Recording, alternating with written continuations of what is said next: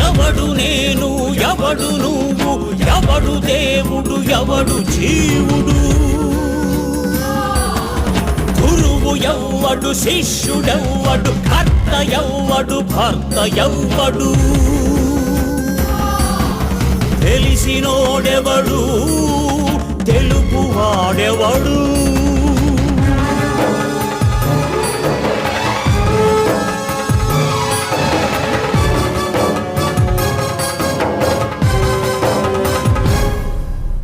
ఆది ఏది అనాది ఏది చిత్తు ఏది అచిత్తు ఏది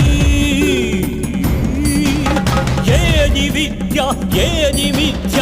ఏది మాయా ఏది మర్మం ఏది ధర్మం ఏది గమ్యం ఏది శాంతం ఏది సౌఖ్యం